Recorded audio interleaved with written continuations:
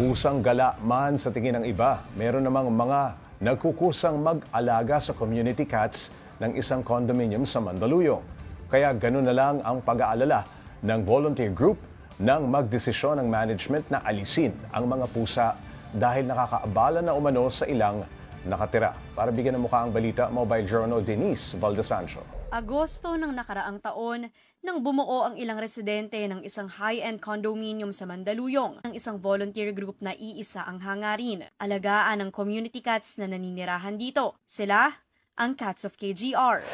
And these are small groups of volunteer that usually shelled out from their own pockets, every day for the food and for the not only the food actually, parang halos lahat ng pangangailangan ng mga pusa, Sila ang nangangalaga sa mga community cats sa condominium at ang mga alagang yan sinisiguro nilang naka-TNVR protocol o trap, neuter, vaccinate and release. Kahit pa galing sa bulsa nila yan.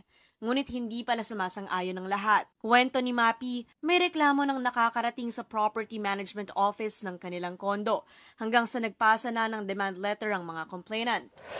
Until such time na nagkaroon ng town hall meeting, the group actually relayed some of the guidelines that we want to be implemented.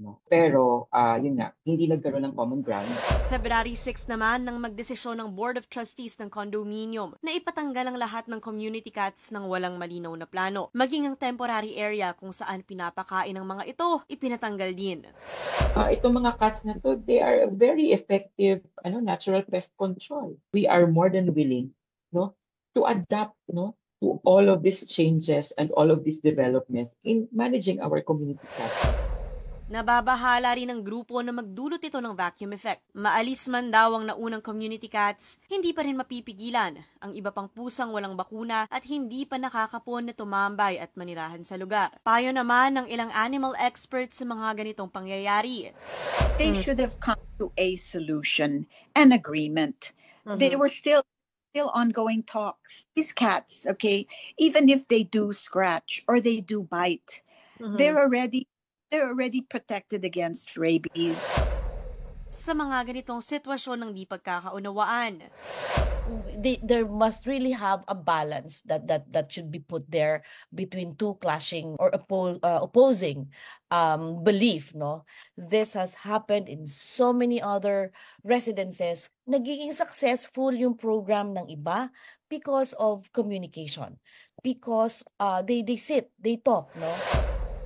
Sa ngayon, umakyat na ang issue sa opisina ni Mandaluyong Mayor Ben Abalos. Ayon sa volunteer group, nasa mahigit 300 residente na ang pumirma ng petisyon upang ipatigil ang pagtanggal sa mga community cats. Ayon naman sa nakuhang pahayag mula sa DMCI Homes, may mga pag-uusap ng isinasagawa kasama ang concerned parties at relevant stakeholders at nakatuon pa rin sila sa kapakanan ng mga alagang hayop, maging mga residente nila.